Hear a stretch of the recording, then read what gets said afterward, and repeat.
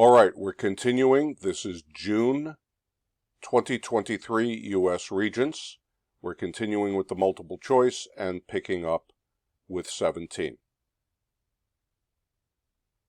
Here's our next snippet here. Senator Robert M. La Follette, Free Speech in Wartime, October 1917. All right, 1917, that number hopefully will trigger World War I in your mind. This is the period of World War I. And the United States, by October 17, is now in the war. We've been in it. Well, we declared war in the spring of 17, so that we've been in the war at this point, theoretically, for about 6 months. But we haven't actually had troops in combat yet. That doesn't happen for another 6 months or so. Robert La Follette is a senator.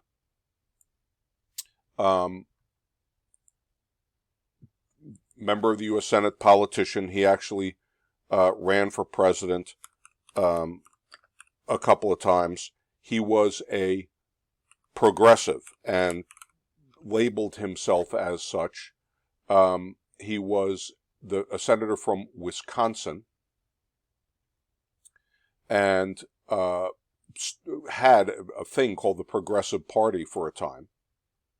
Free speech in wartime. As we know, in wartime, civil liberties, like freedom of speech, have a tendency to shrink. You got to be careful about what you say in wartime in a way that you don't in other times. The First Amendment still applies. You have a right to speak your mind, but if your speech starts to pass over into something that could result in illegal activity or a danger to others, that's not protected by speech. Now, what am I talking about? There was a court case at the time, and we'll see it in a minute, called Schenck v. United States. That's the name of it. You can pronounce it Schenck if you want, but Schenck v. U.S. This guy named Schenck was a pacifist and stood outside a draft office trying to convince guys not to register for the draft. And the Supreme Court found that he did not have free speech to do that. If he had given a speech to an auditorium full of people about how war is bad, that's freedom of speech, said the Supreme Court. But to encourage people to break a law in a situation where they might actually do it, there was a, quote, clear and present danger of imminent lawless action. That's not just speech, that's passing, they said, into action. In the decision, famously, they made the case, the Supreme Court said, you have right to speak freely, but you don't have the right to shout fire in a crowded theater where you're going to cause a panic and people are going to be physically harmed by it.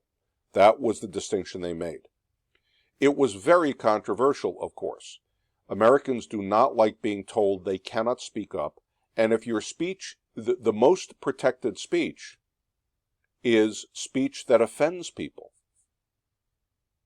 It's speech that has to do with politics that offends people. Because if you're saying something that everybody agrees with, if you want to stand up and give a speech about isn't America a great place, nobody's going to stop you. It's the guy who wants to stand up and say, I disagree with everybody. He's the one who is going to get beaten up by the mob or arrested without a trial. He's the guy who needs the protection. And speech about our government and politics is the most protected speech because that's the point of free speech, to be able to criticize, to stand up and say, I disagree with everybody else and our government is wrong.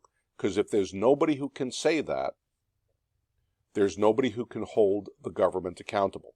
The very point of the First Amendment is that. However, there are limits on it. And whenever you start to put limits on it, you're going to have a lot of controversy. Some people are going to recognize the need for that limit. Others are going to say that's the government cracking down on anybody who wants to call them out and tell the truth. So Bob La Follette was, a famous pain in the neck to everybody. He loved to take the little guy's view. He loved to be the underdog. He loved to fight back. So he gave this speech. Now we're in World War I. Now there's the context.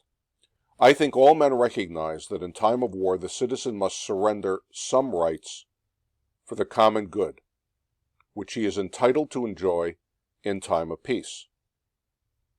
All right, so La Follette says here, in peacetime, screaming and yelling about stuff that criticizes the government, we can all live with that. But in wartime, you're in a more dangerous situation, and everybody recognizes it's a little different. He's admitting that. But, sir, the right to control their own government according to constitutional forms is not one of the rights that the citizens of this country are called upon to surrender. So, yeah, they can limit certain things, but when you take away their very right to hold the government accountable at all, now we've gone too far. More than all, the citizens and his representatives in Congress, in time of war, must maintain his right of free speech. More than in times of peace, it is necessary that the channels for free public expression of governmental policy, discussion of governmental policies, should be open and unclogged. So his point is, in war, because the stakes are so high, we need to be able to hold the government that much more accountable. Yeah? That's what he's saying. Okay. According to the passage, what is one argument in support of free speech during wartime? Citizens must maintain their right to control the government even in times of war. Well, he certainly says that. But always check all the other answers to be sure that's the best one. Other choice, citizens must support the decisions of elected officials. No, he's saying you have a right to not support them. You have a right to speak out and say they're wrong. So that's wrong. Military leaders are bound by constitutional oath to defend the rights of the people. Well, that's true. And if you just find that one, you pull the trigger for this. And, it's not wrong. Right? It's a correct statement, if you like. But the question is, according to the passage, this is not in there. You may argue that this is a true fact, but this is not in this passage. Congress has the authority to pass laws limiting First Amendment rights. He doesn't specifically say that. He does say citizens must surrender some rights for the common good. He doesn't talk about Congress passing a law. And the question is, argument in support of free speech, not in support of restrictions. So this is actually, you could argue it is a true thing, but it is not what the question is asking. You can argue this is a true thing, but this is not in the passage. Which Supreme Court decision addresses the issue? Skank v. U.S., because we talked about it before. Let's just mention these others. Northern Securities. The Northern Securities versus U.S. is the first real use of the Sherman and Clayton Antitrust Acts. That's the trust-busting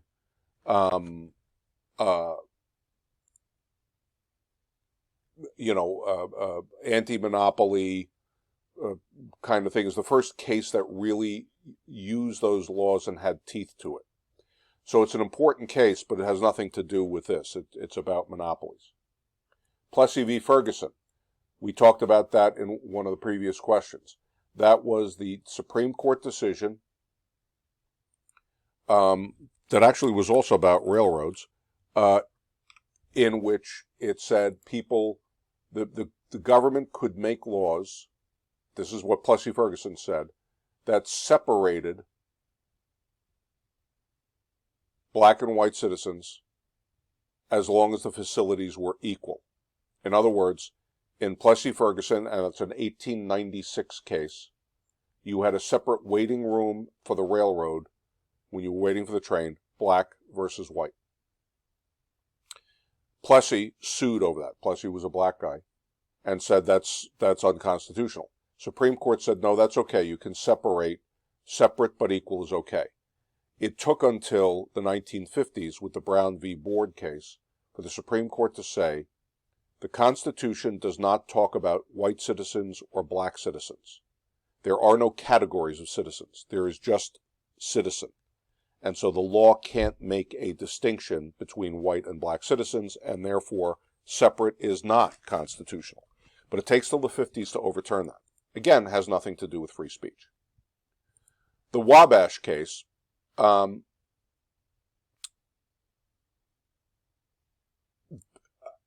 Wabash case was another railroad case, ironically, that was an interstate commerce case. So what had happened was the state of Illinois had tried to make laws about the Wabash Railroad. And this was part of that populist progressive era. It's an 1886 case saying they wanted to, Illinois wanted to make it fair for the farmers. Supreme Court said Illinois can't do that because a railroad is by definition interstate commerce. Only the federal government can do that. But as a result, the federal government created the Interstate Commerce Commission, which then began to regulate railroads at the federal level. Okay, so the correct answer here is Skank, and you should know the case and know the idea that in wartime, civil liberties do tend to shrink. However, there are limits to that. Okay, here we go. Another a political cartoon. When you see a political cartoon, you should always think of sarcasm, irony. Yeah? Be careful.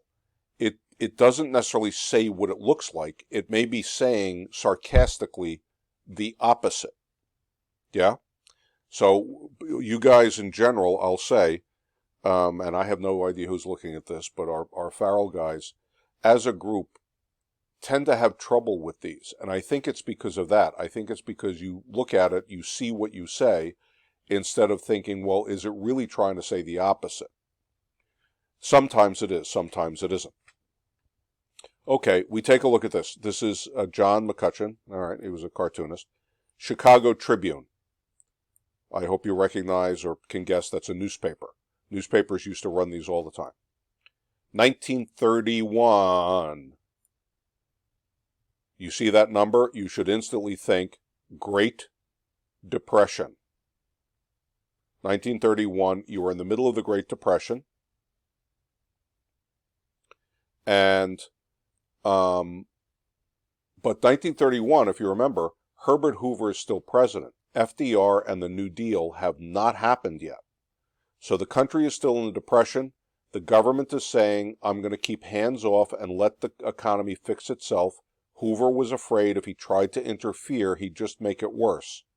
And so the government was leaving people alone, knowing they were in pain, but figuring, rip the Band-Aid off. Let the pain happen, hope it's quick, and then we move on, rather than trying to fiddle with it, said Hoover, and you just prolong the agony. That was the thought in 31. That changes in 32.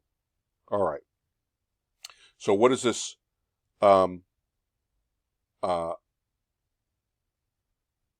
cartoon say? Here's the label. Here's the title of it. A wise economist asks a question.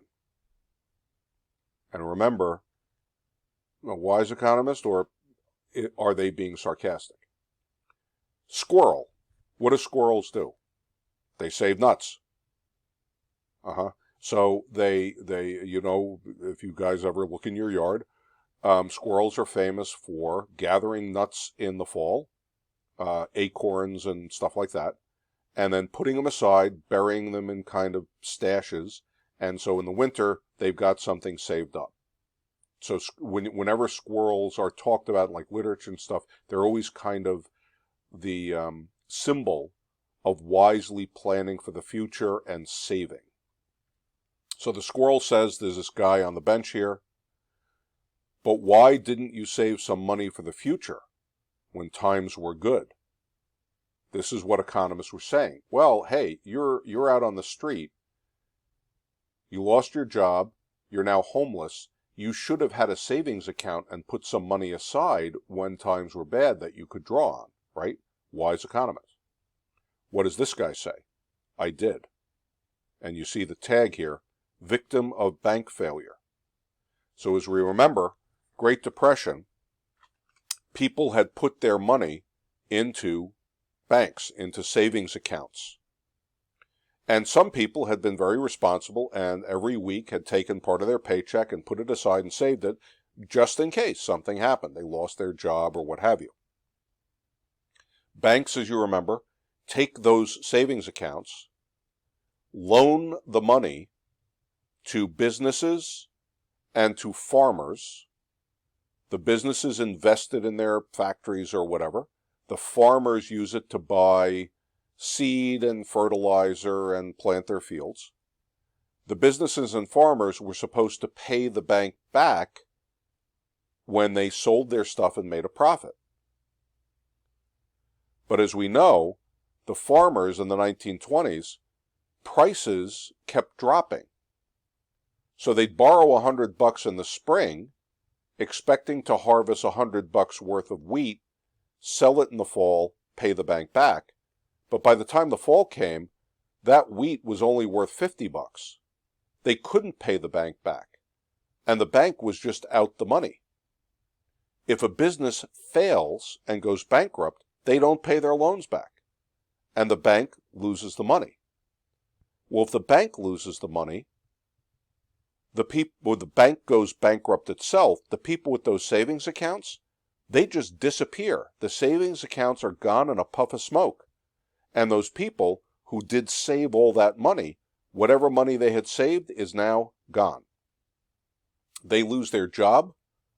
They go down to the bank to take some money out and find out the bank is closed, is out of business, and that's it. Their savings account is finished. They now have nothing. And this is what millions of Americans found out. So they had done the right thing, so to speak. And economists were saying, well, you should have put something aside. And these people are saying, we did, and it all blew up. One of the key factors of the New Deal, just to do some review, was when FDR comes in, he creates FDIC, Federal Deposit Insurance Corporation. And if you look at any bank's website, or if you go physically into any bank now, you'll see a sign up somewhere saying FDIC insured. FDR creates FDIC as an insurance company for banks. Banks are not allowed to stay in business if they can't show that they're solid enough to pay their savings account holders back. And even if a bank goes completely out of business, the government guarantees that you get $250,000. Well, I should put it this way.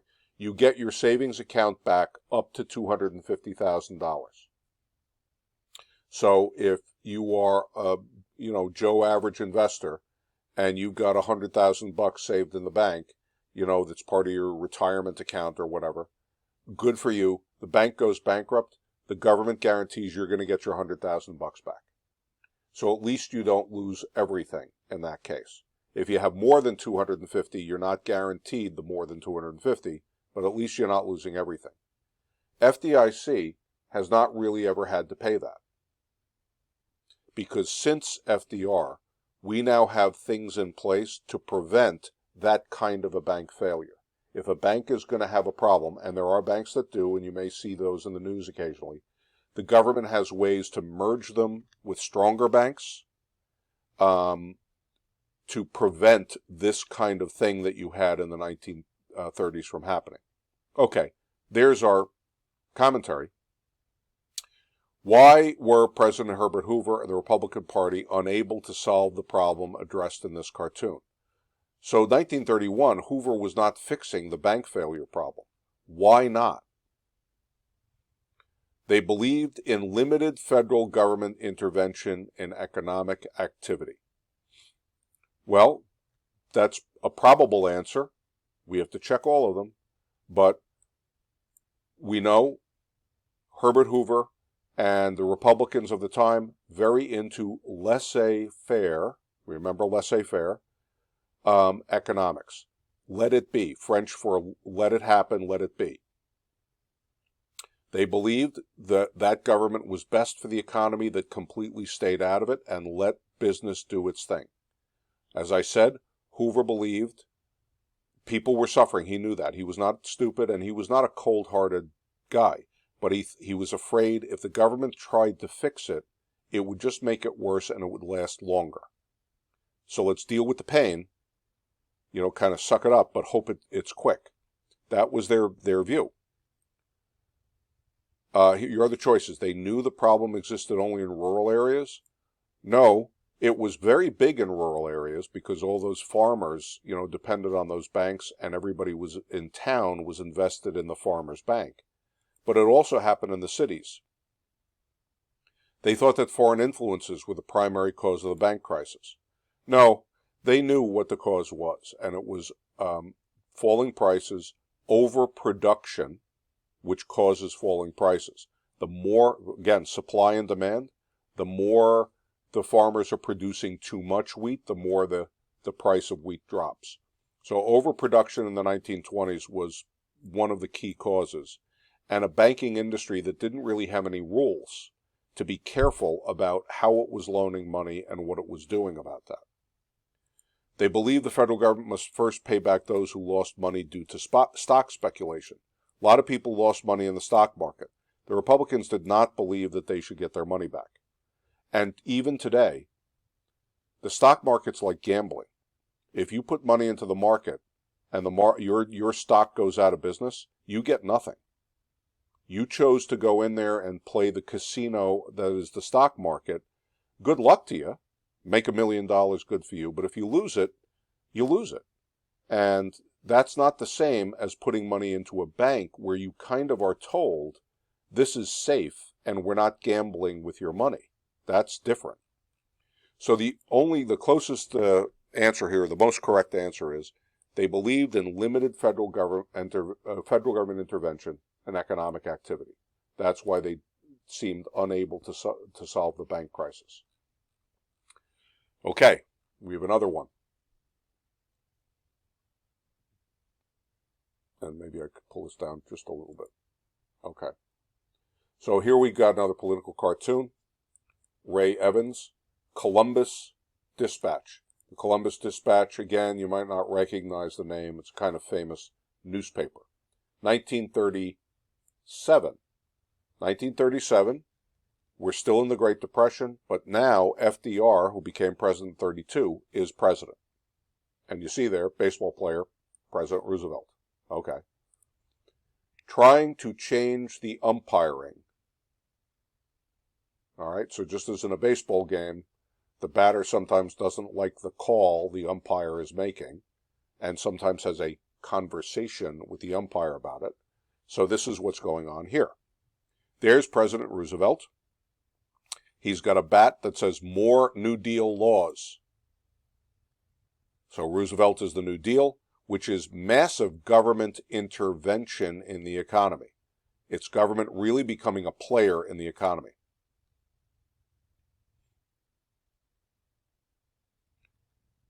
Down here we have a bunch of other bats, and I'll pull it up for a minute so we can take a look at them. What does it say? NRA, out. National Recovery Act. The National Recovery Act, you may not remember, was a law Roosevelt had put in where the government was going to set wages for workers that businesses had to pay and set controls on prices.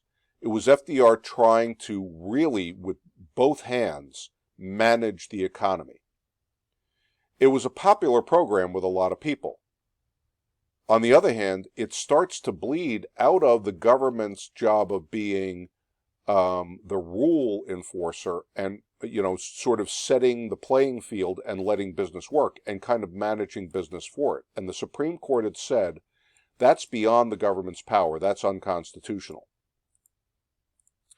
The AAA, the AAA, the Agricultural Adjustment Act. The Agricultural Adjustment Act, out, unconstitutional. And the AAA, Agricultural Adjustment Act, tax refunds. These were programs, the AAA, to set farm prices. Same thing. The government telling farmers what they could charge and had to charge for their products, and telling farmers what they could grow and how much of it.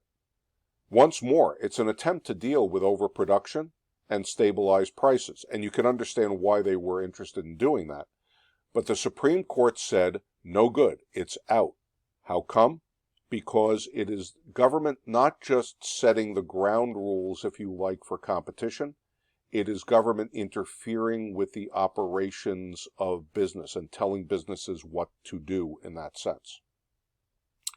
The rest of these, you might not, those, if you can remember those two, the farm mortgage moratorium, they had stopped mortgages on farms, wage and price regulations and Guffey Coal Act, same thing as the NRA, but applied specifically to the coal industry.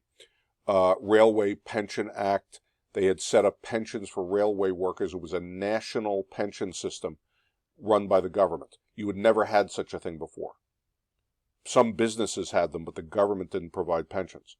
So the Supreme Court kept saying, no, this is too much. No, this is too much. No, this is too much. This is too far. This is too far. This is too far. And FDR was getting increasingly pissed off. And so he gets into a fight. Listen, I don't like your decisions. From now on, you're going to have to work with someone who can see things my way. Now, it doesn't say this in here, but it's talking about something that you should remember because they love to ask it.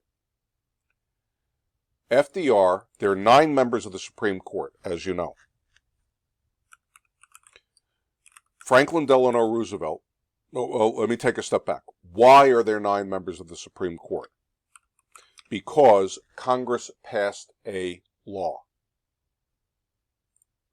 So the Constitution says that there shall be a Supreme Court which shall have a Chief Justice and associate justices, plural. It never says how many in the Constitution. Associate justices is plural, a Chief Justice, therefore it implies you have at least 3. Congress passed a law in 1789 setting the number of Supreme Court justices at 5. Then it raised it to 7.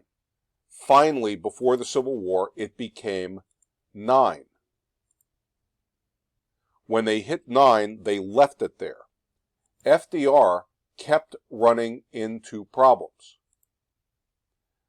So he decided, I know, let's add justices to the court so I can appoint a majority of justices and they can give me what I want. So he put in a law, he put in a proposed law that would have raised the number of justices from 9 to 15. That would have given him 6 justices he could have appointed, and along with a few on the court that were kind of friendly to his ideas, he could have, quote, packed the court. So packing the court is adding justices just so you can force the result you want. This is what FDR was all about with the court packing plan. That finally pissed off Congress. Congress had given FDR all of this. Congress had passed all these programs. They had gone along with everything FDR wanted. But when he started talking about packing the Supreme Court, because the court kept saying, nope, Congress, Roosevelt, too far, too far. Now he's interfering with the constitutional institutions of government itself. And they were afraid he'd turn into a kind of dictator. And so they stopped the plan. FDR's attempt to pack the court was very controversial, and it was the first time really that Congress totally stood up to him and said, absolutely not. And so we kept 9 justices today, and FDR had to live with it and figure out how to do other versions of the program that they would go along with.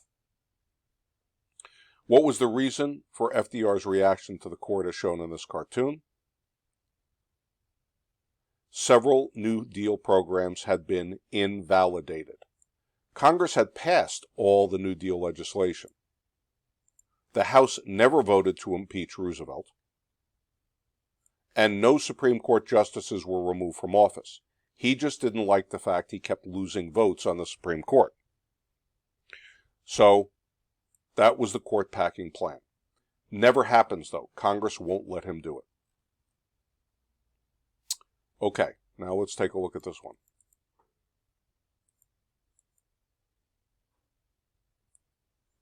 Here we have a poster, really, is what it is. Or it's a kind of reproduction of the original poster. So you could take a look here and see what this is. So I'll pull it down just a bit here. There we go. Oops. Western Defense Command and 4th Army. Wartime Civil Control Administration. Presidio, San Francisco, California, April 1st, 1942. All right, so first of all, 1942, that number instantly you should be thinking World War II era. December 7th, 1941 is the attack on Pearl Harbor. So by 1942, we are, we are into the war. The Presidio, you may not know, is the fort in San Francisco. So Presidio is the Spanish, one of the Spanish words for fort, and the Presidio in San Francisco goes all the way back to when that was still a Spanish colony. It's now a national park, but at the time it was a U.S. Army military base. You may not know that, but you do recognize San Francisco, California is on the west coast, Western Defense Command. And it's signed by a Lieutenant General, U.S. Army commanding. So this is a military document.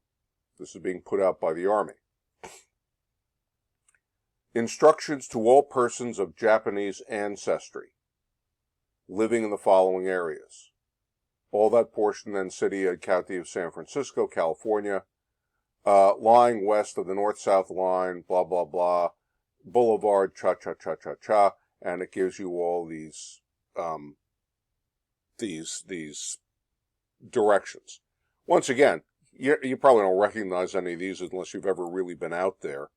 I'll tell you for our discussion purposes here, this is downtown San Francisco, all around the bay, all around the actual bay area. Okay, so these are the neighborhoods that are along the coast and that are right by sort of the docks and the downtown. All Japanese person, both alien and non-alien. So a non-alien would be what? A citizen. So these are people with Japanese background who are citizens, and people with Japanese backgrounds who are immigrants, recent immigrants. All those people will be evacuated from the above designated area by noon on Tuesday, April 7th, 1942. No Japanese person will be permitted to enter or leave the above area after 8 a.m.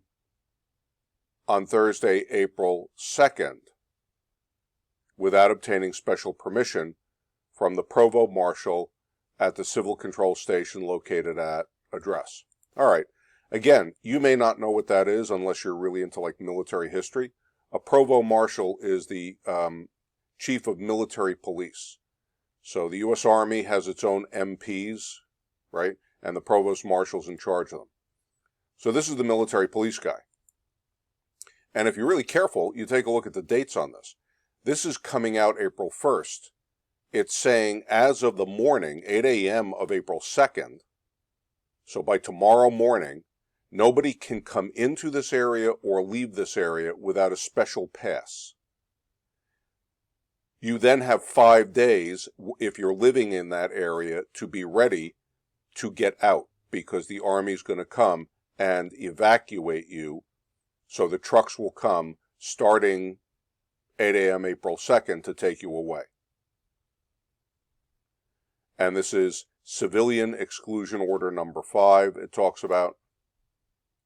Now, you should recognize from this that this is the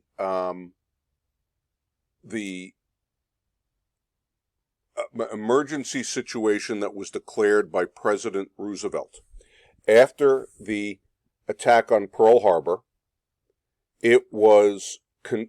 Americans were concerned that people who had Japanese last names might be more loyal to Japan than the U.S. Once again, remember, I say all the time in my classes, history hasn't happened yet. They don't know what's going to go on. They don't know what's going to happen with the war. Pearl Harbor was a giant shock. Everybody feared, what's next? An invasion of the California coast? Like a real D-Day style invasion?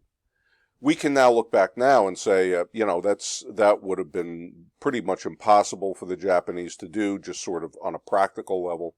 But at the time, it was really worried. The people were really worried. So the fear was, if you had Japanese people living along the West Coast, suppose Japan attacked. Would they side with Japan? Would they be, knocking out train stations and port and dock facilities as kind of terrorists on behalf of the Japanese government? Therefore, FDR, as commander-in-chief of the military, so as president, he can't just do this on a civil action. But because he said this is a military situation, he declared the West Coast a military defense zone and said, we are going to exclude from the military defense zone anybody who might be a strategic threat. Just like if you have an army post, nobody can just wander on an army post. The military can decide who gets on and who doesn't for the security of the post. FDR said the whole West Coast is going to be a military zone, and anybody of Japanese background. Notice, aliens, that is, people who immigrated to the U.S. and were not citizens, and people who just happen to have a Japanese last name. Evacuated in these things were people who were born in the U.S., whose parents were born in the U.S. They might be a second, third generation American. But they were ordered by the Army, pack up what you have, put it in a suitcase, get on the truck, and don't worry, said the military. At the end of the war, you'll be able to come back, and your house will be here, your business will be here, nobody will touch it. They were not put in jail, these people, because they had committed no crime. They were put in relocation centers, relocation camps. They moved them well inland into the middle of the country, into these big camps that were long barracks, sort of wooden barracks, and you got a kind of cubicle in it for your family. Well, if that doesn't sound too bad to you, think about it. You are a middle-class family, dad's got his own business in town, the kids are going to school, you're living a middle-class life, and all of a sudden, you are living out of one suitcase apiece, that's what you were allowed, on mattresses in the kind of corner of a large garage.